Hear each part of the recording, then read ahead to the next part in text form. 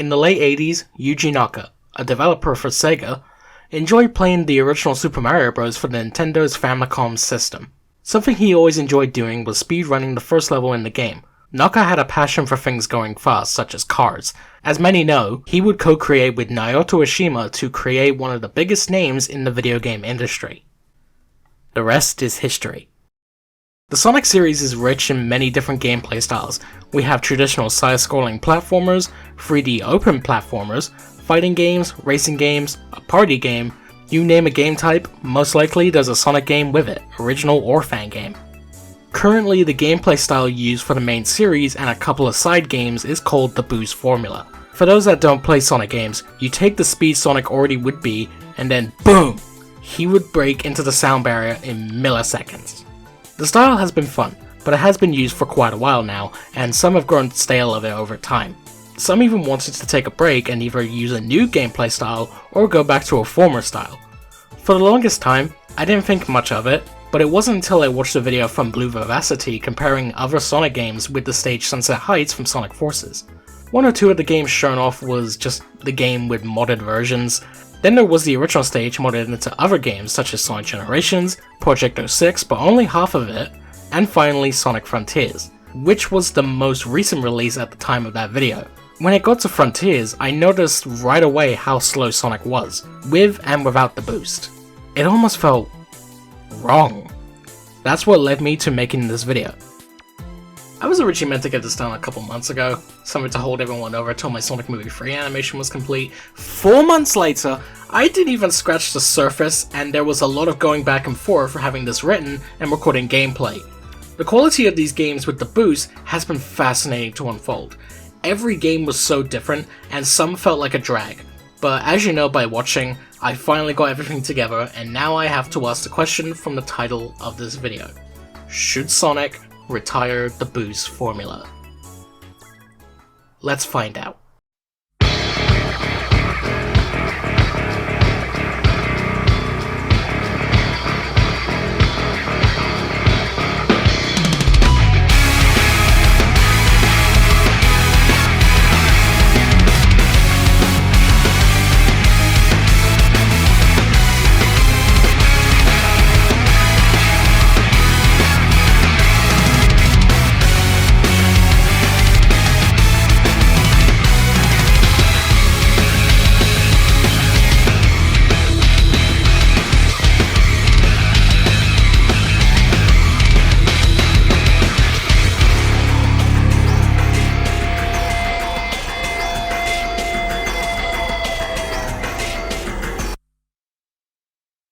How this is gonna work, I start from the earliest Sonic game from the law I played, leading up to where we are now.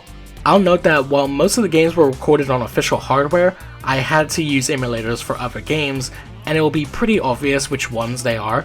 There's also some games where I use remasters rather than the original releases, because they're basically the same games just on a newer console. And for HD Sonic Unleashed, I used both the backwards compatibility release for Xbox Series S and the recompiled release for PC. I did try recording handheld games with my camera on my phone, but footage was so bad because editing would be a nightmare to do. Emulating was the way to go. It's no secret. Hey, if buying a game isn't owning it, emulating isn't stealing. Have an issue with that? Take it with my fist. My blocky fist. With that said, let's begin with our first game, Sonic Advance 2, developed by Dimps. Billy, Sonic Advance 2 doesn't have the boost, this video already gets a dislike. Hold your horses. Yes, while Sonic Advance 2 didn't technically have the boost gameplay we know today, I like to argue that it was the game that first inspired the concept of it. So that's why I'm including it. And yes, I'll be including Advance 3 since what I'll be talking about plays the same. So Advance 1 was a success on the GBA, perfectly capturing the feel of classic Sonic, but with the modern looks of the characters. Its sequel decides to partially continue that, but have a big focus on going really fast with whatever character you play as. How did they do this? If you keep your momentum while going through the stage, the character will go into a burst of speed, leaving a speed trail. It's pretty cool to look at, and the gameplay does benefit from it if you're not going for the 100% in the game. Otherwise, you may not see it as much when collecting those tokens to enter the special stages, which can feel like a drag. Still a cool spectacle though. Sonic Advance 3 allows the stages to be longer, although I didn't find a lot of times where I could go that fast since it focuses on a lot of team-based platforming rather than going fast like the last game. Not really much to say as it's done the same way. It's still cool to look at, but depending on your timing, you may not see it as much. Dimps would continue with the Sonic series, moving on to the DS with the first game on the system, Sonic Rush. This game decides to take that burst of speed concept, but give it its own button that allows you to keep it unless you ran out of the gauge for it. Luckily, there are a couple of ways to get it refilled or remain full by either doing tricks in the air, defeating enemies, or touching checkpoints. By this point, this was the fastest Sonic has ever felt in 2D. The game was seriously fun to play through. It does mix in some traditional platforming, but the moments where you're going incredibly fast was the highlight. Even the inclusion of a newcomer to the series, Blaze the Cat, who plays the same, but with a fire look and even given a hover ability. 2 years later, we get the game's sequel, Sonic Rush Adventure. There was boat gameplay, which also had a boost. It's pretty straightforward, and you have to activate it by double tapping the screen. Other than that, it works basically the same. The main gameplay looks and feels the same if I'm being honest. There may have been some changes, like Sonic getting his air spin attack back from Advance 2, but otherwise it's pretty much the same. This can also be said with Blaze, who returns in this game. If it ain't broke, don't fix it. Best way to describe it, honestly. At the time, the Rush games were the highest rated games for Sonic in the 2000s. More so the first Rush, but Rush Adventure still got praise. On the main series side of things, Sonic games were on a decline in reception. Heroes received mixed reviews, Shadow the Hedgehog and Sonic 06 received very negatively, even Secret Rings did poorly for its motion controls on the Wii. For the next main series game, Sonic Team decides to take what Dimps was doing with the Rush games and add the boost to their next game. And that game is...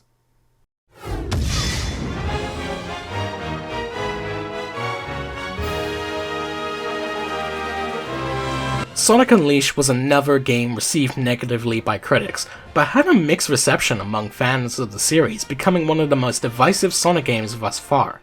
One thing that was heavily praised, however, by all accounts was the daytime boost stages, many even going as far to say if it was just those stages and no Werehog or anything else, it would have been many's new favorite Sonic game. So it seemed like the boost was a winning formula that every game going forward should keep doing. With that out of the way, right off the bat, Sonic Unleashed in my opinion is a fantastic game. There was so much to do, so much to see. The game does live up to its Japanese name, Sonic World Adventure. The boost feels so good to use in this game. Instead of performing air tricks and reaching checkpoints, Sonic only has to collect rings to fill up the gauge. We even get some new abilities that have become staples of the boost formula in the 3D games. We have the Quick Step, the Drift, and the Stomp. The air boost makes its return from the Rush games, but not used in the same way as those games. In Rush, it was used the whole time you're holding down the button. In Unleashed, you use it for a second and then it stops until you hit the ground. I actually prefer it this way, helps make it stand out compared to Rush. One other feature that returned was the slide, which has been in since Sonic 06, to be fair, but people barely used it in that game, and the most people knew of it being in that game was in the loading screens we had to sit through. Some will make the argument of Adventure 2 having it on Sonic and Shadow, but that was mainly used to break boxes, and if I'm being honest, I didn't really use it much outside of that, and I feel it slowed me down when I used it outside of breaking boxes. Anyways, the slide works as it should, and it fits more with the boost gameplay in my opinion. One change that was odd for longtime fans was having the homing attack, air dash, the boost, and air boost mapped to the same button. There's times where you only want to use one of those, but it could accidentally make you do something else. I think the air dash should be on the jump button, same for the homing attack. It was pretty easy for me to get used to the layout, and whenever I play the game or go play other games, I easily map what button I'm supposed to press. Maybe if I try it different. It's the Y button. It was moved to the Y button. That was with mods. Doesn't count. One other thing Sonic has is this spin kick. I never really found a use for it. Sonic can even crawl when not moving if you hold down the slide button. Sometimes I look at it and pretend that's Sonic thinking he's a baby. Getting sidetracked. Overall, the boost gameplay is very fun, and one of the games I love going back to, even if it's just for the boost stages, including the DLC stages. not all of them. What the? What? Are you actually serious? I think before we move on to the next game, I feel it's only right we talk about the Wii/PS2 version of the game, which many dub it as Unleashed.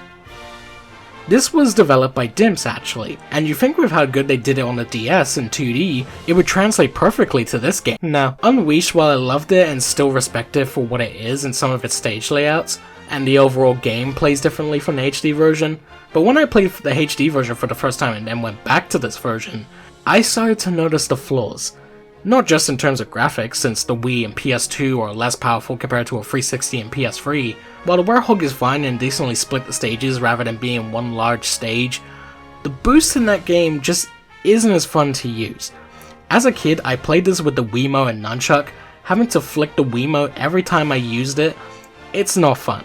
Yes, I know I could use other controllers like the Classic and the GameCube controller, but when this game came out, the Wiimote and Nunchuck was all I had. Why couldn't it have just been a simple button you hold down? I do like when you hit a dash pad, it shows Sonic crawling into a ball. It's cute. The light speed dash activation feels a bit off, and it's done the same way as boosting, so there could be moments where you were meant to boost, but instead you activate the light speed dash. Maybe that could have been the B button instead? Doesn't help that this version suffers the same activation issue with the homing attack and the air boost. At least the air dash was on the A button with the jump. It gets points for that. I do feel the drift is a little better here and easier to use compared to the HD version. The slide and the quick step are the same, so no need to comment on that. And why were certain stages cut from the game? Why are there more Werehog stages compared to the boost stages? I don't hate this game, but the flaws are very noticeable when you compare it to the HD version. On its own, it's fine, but it could have been so much better. In fact, it actually could have been. There's been proven to be like cut stages and cut moments from levels. If you haven't seen them, I'll link them in the description so you can check them out.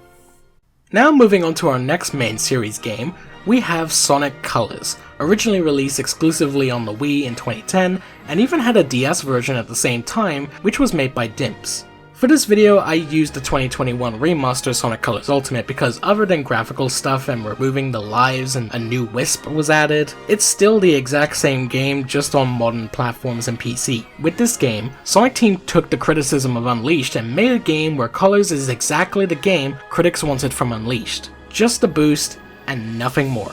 While that is true on the surface level, Colors is far from perfect.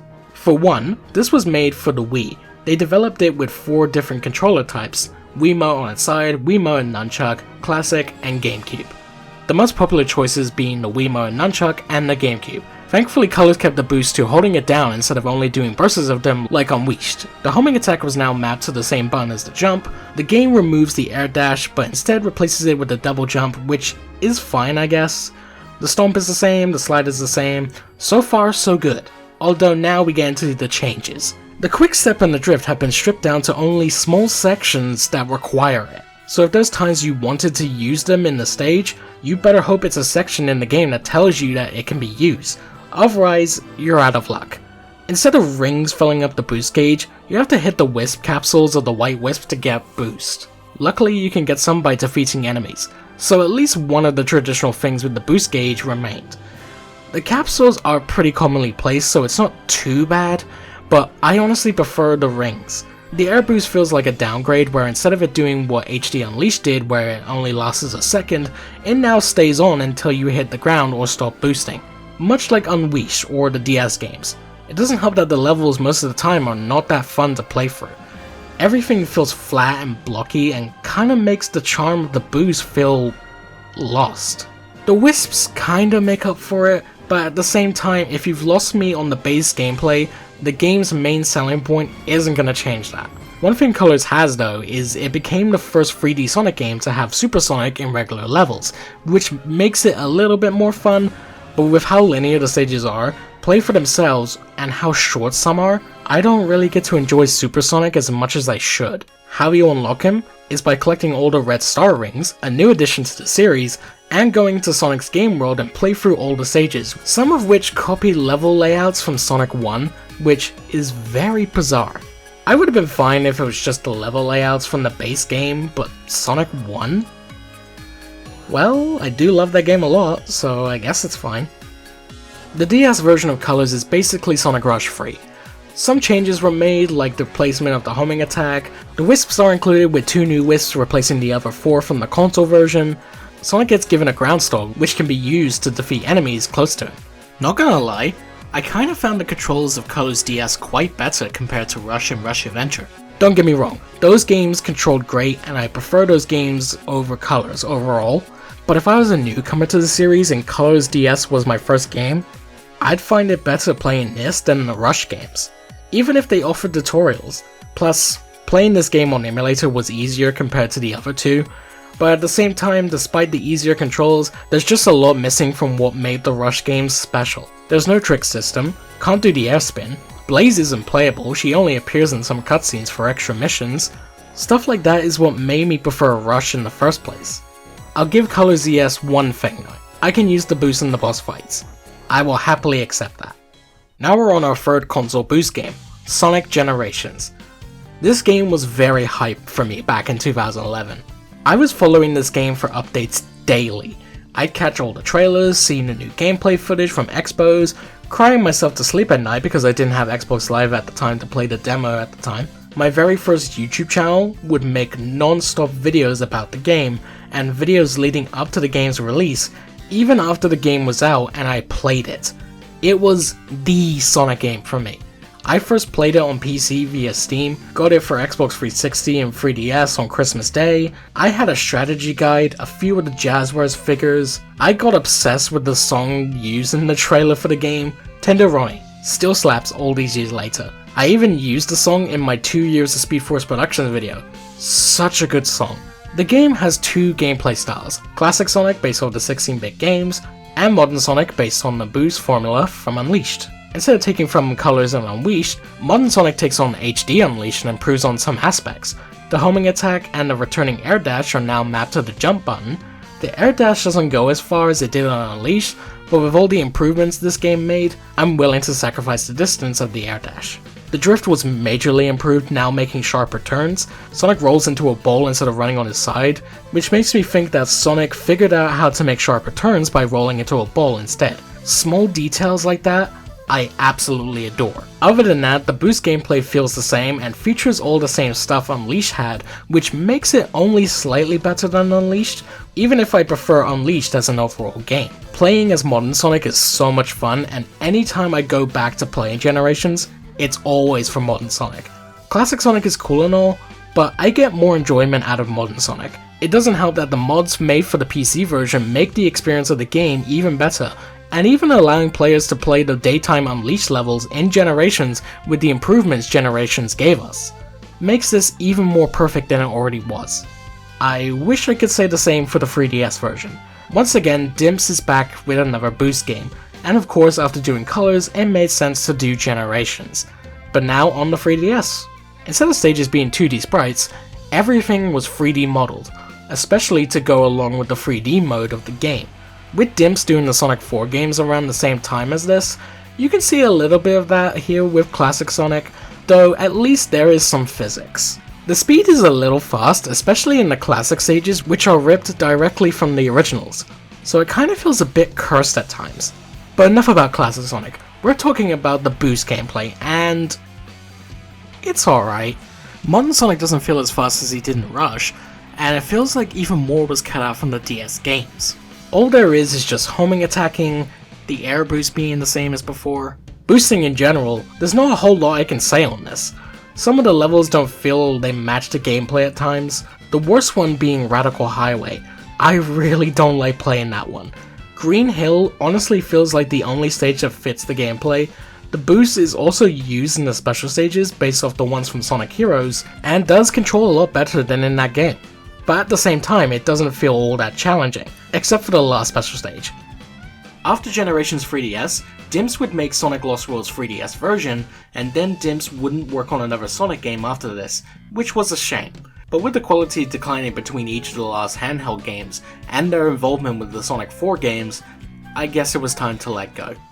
Sonic wouldn't get another boost game until 2014 with the 3DS game Sonic Boom Shadow Crystal, coinciding with the release of the TV show and the Sonic Boom Rise of Lyric game on the Wii U. Shadow Crystal doesn't play like the Rush games or the handheld versions of Colors and Generations. This game allows you to fully explore stages, collect items like crystal pieces, instructions, and other tasks which some are required to complete to progress. Instead of just Sonic, you also get to play as Tails, Knuckles, and newcomer Styx the Badger as you go off to rescue Amy from the villain Lyric. You even bump into Metal Sonic and Shadow at points, and have to race them to the end. This game has the main stages of exploring, collecting items, and platforming. There's also the races with other characters, and finally running through a tunnel to destroy a giant robot worm. What does this have to do with the boost? Well, the boost is your main way of going fast. You're even able to use it as other characters, not just exclusive to Sonic. That's really the only thing that carries over from the boost formula, and I've gotta be honest, this doesn't feel as fast or fun as it did in previous games. The overall game is fine, but the boost doesn't feel great. It feels like they added the boost for the sake of adding the boost. Rise of Lyric didn't have it, so I wonder why was it here? You can't even hit enemies with the boost. It's either homing attacking or using characters' unique abilities like Sonic Spin Dash or Tails with bombs. There are moments where it does feel fast, but that's only after hitting a dash pad. Sweet boost pad! Shut up! Shut up! Shut the fuck! There is some new stuff like Sonic doing a special air dash to break through objects, preventing you from getting past, the beams to swing across hazards, but nothing all too special if I'm being honest. To reference Scafarella's productions, Sonic Boom Shadow Crystal is just a game that exists, and this continues into the next game, Sonic Boom Fire and Ice. Pretty much plays exactly the same, the only new thing being the ability to melt ice blocks into blocks of water with fire, or freeze blocks of water into ice blocks, hence the game's title. We also get the inclusion of Amy as a playable character, and other than having her own hammer to open paths, there's nothing else special.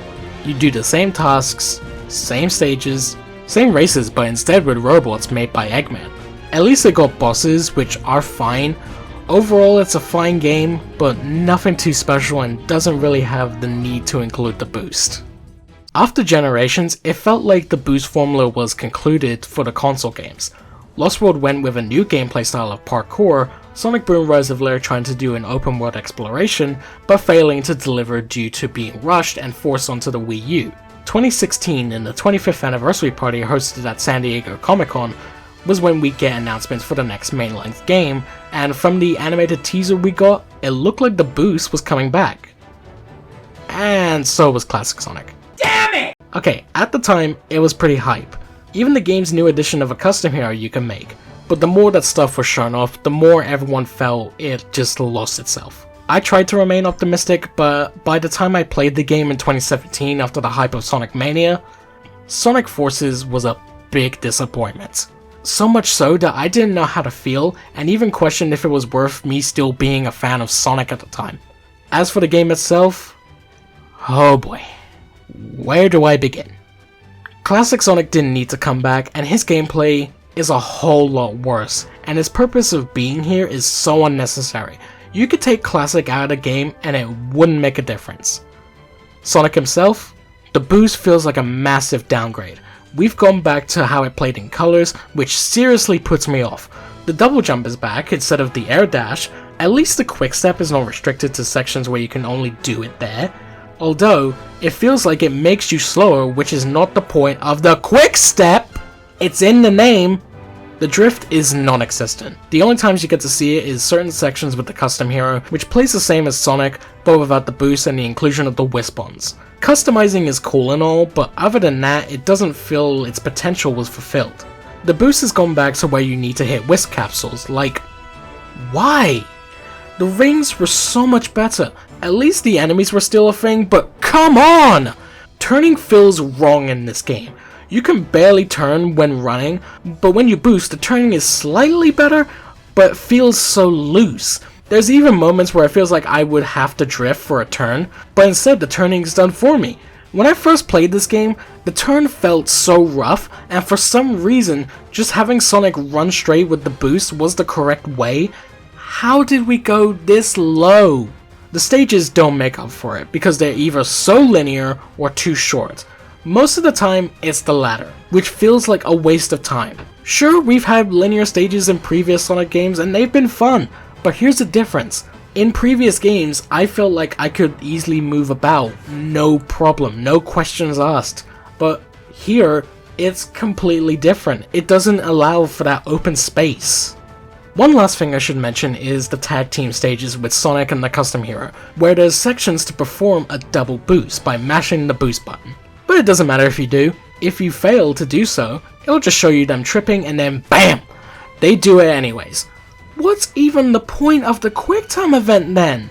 The same can be said throughout the game for the most part. The more I talk about this game and even the boost itself, the more it makes me angry. I really wanted this game to be good, but so many factors prevented it, and it's like Sonic Team didn't even try. They have the blueprints with Unleashed and Generations. How could they do the opposite? The mods for the game help make it a better game with longer levels, better controls, better stages overall, or even adding back in stuff that was cut from the final game that makes the game longer. So much missed potential this game had. After Forces, we mainly got spin-off games like Team Sonic Racing, mobile stuff like Forces Speed Battle, which is a racing version of Sonic Dash, which both have the boost, but it's just an item that lasts for a couple of seconds, or Sonic Dash's case, a power-up that you fill up to use for a couple of seconds. Not a lot to say there. It wouldn't be until 2021 during the first Sonic Central presentation where they teased the next mainline game. At the time, we only had the teaser to go off of and some leaks. Fast forward to the Game Awards that same year, we get to know more about the game. We learned this is an open world type game and was going in a change in direction. We wouldn't get to see gameplay until the summer of 2022, and we get to learn a lot more about the gameplay. At this point, I began to feel excited because I had wanted an official open world Sonic game for the longest time. After playing a few open world Sonic fan games like Sonic Bliss, Sonic Dimensions, Green Hill Paradise Act 1 and 2, and Sonic Utopia. Say what you will about either of those fan games, especially Utopia, but the concept was there and many wanted this to be the next step for the series. Showcases after the IGN first showcase got better and people including myself got even more excited. I got to play the game for myself in October of that year at EGX, Eurogamer Expo, where Sega hosted a 15-minute demo. I got to play the game 4 times, and each time I played it, I had so much fun. I covered it on my channel before. While I didn't get to record gameplay, I did talk about my experience, and from that alone, the hype was real for this game. It felt so nice to play, running around the open world and boosting across one point to another, even giving players the options to change the settings of the speed, something not done before, which was a nice change of pace. Fast forward to November, I finally got to play the full game. It still keeps the boost as part of Sonic's main moveset, but it was now adapted to be suited for the new open zone gameplay of the Starfall Islands. You start off a bit slow, but you can level up Sonic by collecting Coco and giving them to one of the elders. This will allow Sonic to go faster. While playing the open zone areas, I honestly loved running around. I do feel when you get maxed out, it shows how clunky the design of everything is, as it wasn't made for that kind of speed in mind, but at the same time, it's just funny to see Sonic hit a bump and then get sent flying. The tricks are back, but it's just there for show, and gets you some XP for unlockable fight upgrades. The issue with the quickstep in Forces is still present, and I still can't drift! Why? The light speed dash came back, although a bit buggy here. Sometimes it'll perform just fine, but other times where if Sonic doesn't touch a handrail or spring or whatever, the dash puts Sonic at a halt at the end of the ring trail, which is very odd to look at, as no Sonic game before this has ever done that. No air dash, just a double jump again. I guess the double jump is more essential than an air dash, although I would like the option. A new addition is the drop dash from Sonic Mania, and it's a bit It works at times, but other times it doesn't. I only use it on some occasions. When the game got updates, the spin dash was added and you unlock it by completing minigames on every island, scoring the most points to get an S rank. And the spin dash is really fun to use here. At times it works as a drift, and it's incredible. It would have been nicer if it was just part of the main moveset and not an unlockable that was added in for an update, but I'm happy it's here. That wasn't the only part of Frontiers with the boost. While the open zone, it felt good despite some imperfections, there was another part that was, of course, cyberspace, which from interviews with Izuka during the game's reveal, cyberspace is supposed to play like the boost stages from Unleashed and Generations. So with the thought process of how it played in the open zone, it would be so much fun in cyberspace. Now, Sonic controls very badly in cyberspace. He barely turns, he feels a whole lot slower, and the homing attack was very nerfed. Look at this comparison between Sonic Generations and Frontiers cyberspace. The difference is night and day. And then there's the physics. Sonic doesn't have proper momentum, the same can be said for the open zone, but at least controlling Sonic felt nice. Cyberspace, not so nice. Doesn't help that older levels are ripped right out of previous Sonic games, most notably being SA2, Unleashed, and Generations. The drift does appear for one stage, and it's the worst use of it by far. Think of the drift sections in colors, only you can't push a button to drift, and you have to touch a dash pad in order to use it. It doesn't help it's the worst cyberspace stage in the base game, another unfortunate fate in this video. So to conclude Frontiers, open zone, it's great. Cyberspace, quite disappointing. The updates didn't feel like it improved much, but having the spin dash in cyberspace kinda makes it a bit more fun, and I really despise the cyberspace stages in Update 3, especially all the extra tasks you get given. Like, why? These tasks weren't made with this level design in mind, so why bother? I suppose I should mention that in Update 3 is also where you get to play as Amy, Knuckles, and Tails, who all sport the boost which plays the same as Sonic's. When you unlock one of their battle upgrades, their boost animation changes to something like Knuckles turning into a drill, Amy riding her hammer with tarot cards, and Tails flying his Tornado 2 Cyclone. Other than their unique battle animations and those upgrade boosts, they pretty much play the same to Sonic, though they are able to fly or glide, and Knuckles can climb walls. So it's got that going for them. It was nice to play these characters again, especially since this is the first time in the main series since Sonic 06 that allowed them to be playable. One neat thing about the Final Horizon story mode is that if you hadn't unlocked the spin dash for Sonic in the main game yet, the story mode gives it to you when you get to playing as Sonic. I learned this before I had the chance to unlock it myself in the main game, so that was actually really nice of them to include. I am now on my 9th page of this script. There's been so much to talk about, compared to my original script which was like up to 5 pages, and I still have 2 more games to talk about. But we're almost done. Let's get to the end. The last 2 games with the boosts are Sonic Dream Team, exclusive to Apple Arcades, developed by Sega Hardlight, and Shadow Generations from Sonic Team. Originally for footage, I thought I still kept hold of my recording from when I was doing a Let's Play on it. Only part 1 ever came out, but looking through my computer files, I could never find the footage. So for the sake of the video, rather than just settling with using gameplay from YouTube or trailers, I decided to purchase a subscription to Apple Arcade just so I could record my own footage of this game. And I'll tell you now, it was very difficult to get the screen mirroring to work on my computer. But I managed to figure it out in the end, so consider yourselves lucky. And thankfully, despite a second Let's Play, most of my thoughts on the game are largely the same. With that said, Dream Team, everything felt nice from the get-go. It feels like the open zone boost in Frontiers with a couple of improvements. Glad to see there was an improvement. Honestly, I wish this was how cyberspace looked and felt. Though I wish this game wasn't exclusive to Apple Arcade and available for everyone to play. The game allows you to play as not only Sonic, but the game gives you at least 2 characters per game type, as the game has certain missions where only certain characters can play it. The characters are split into what Sonic Heroes does in a sense. We have the speed types of Sonic and Amy, Flight with Tails and Cream the Rabbit, who at this point hadn't been in a Sonic game since Sonic Generations, which is insane to think about. She shows up in IDW comics at least, so she's not completely forgotten, but this is the first time a game has acknowledged her. Finally, we have Power with Knuckles and Rouge. I say they're Power despite not having any combat like in Heroes. The only form of combat this game has is boosting into enemies and just homing attacking, so very basic. For the most part, the characters play the same, but at least between each type, there's something to make them unique, like main character movements and what sections are exclusive to said character. Controls are very odd since it's touchscreen based. You're given buttons on a virtual joystick to play with, and you get to turn the camera by holding down the screen as long as it isn't on the buttons. I'm not a fan of that, honestly. Thankfully, with the help of Bluetooth, I can use a controller, and playing the game with a controller is just right. I like the stages and missions, however, at times I did have to backtrack in order to progress, which isn't uncommon, but I wouldn't think to do that with this game on the first playthrough. At least on the second playthrough I was more aware of it, but it still kinda puts me off. I say this, yet I love collecting the Sun and Moon medals in Unleashed. The locations we get to visit are really cool and feel fresh. I can tell the developers had a lot of passion. You can even hear that in the music. Earlier I praised the boost in this game, and in comparison to Cyberspace and Frontiers, it's a step up.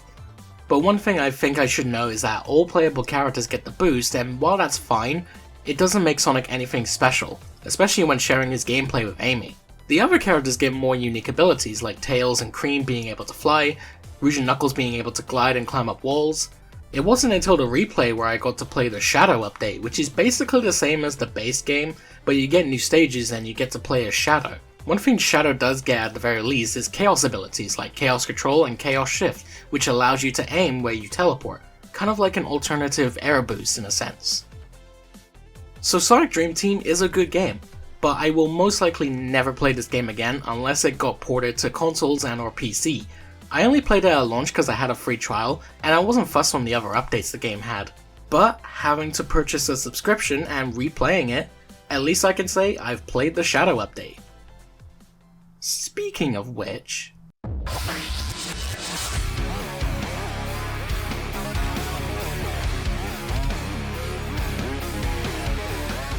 Finally, our last game, Shadow Generations. Billy, this video was talking about Sonic with the boost. Why are you bringing Shadow into this? Will you get out of here? I think it's time I clear up something from the beginning of this video. So, I was mainly talking about Sonic in this whole video, but when I was talking about the boost as a whole, I was meaning the entire Sonic series, not the character. If it was the character, that would be like saying, I don't want him to go fast anymore. That's just out of character. So with me doing it as the series, that gives me the justification to talk about Shadow Generations. Shadow wasn't really playable in Boost Sonic games, with the exception of Sonic Forces with Episode Shadow DLC, which not only gave you Shadow's very short and lackluster campaign, but you could play as Shadow in any of Sonic's stages that didn't have QuickTime events and weren't the tag team stages. It was very meh playing as Shadow, as he was simply just a reskin of Sonic. Not really a lot I can say. And of course, as mentioned earlier, there was the update in Sonic Dream Team where you get to play as Shadow. I've already talked about that obviously, so I don't need to repeat myself. Long story short, pretty cool, but plays the same as the rest of the characters. Thankfully, Shadow Generations gave us a proper feel for Shadow with the boost, and what I can say is, wow, what an improvement. Shadow feels very nice to control, both in the hub world and in the stages. His turning is so much better. The homing attack is still a bit slow, but not as slow as Frontiers.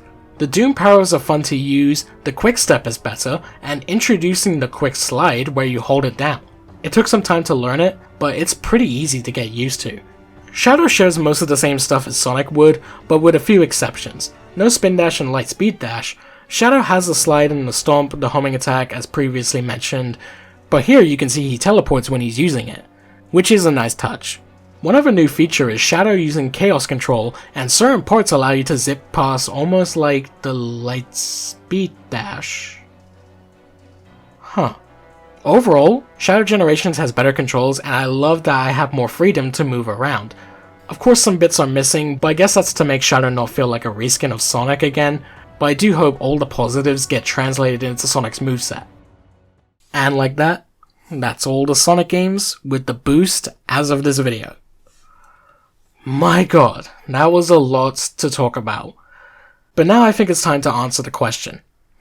After revisiting each game, some were fun, others were pointless, and some made me angry. We've had the boost since 2005, and it's the longest gameplay style used in the series. And I recall it's one of the most praised compared to the adventure era with the exception of the classic Sonic games. The best games have been from when it started out, so the Sonic Rush games, Unleashed and Generations.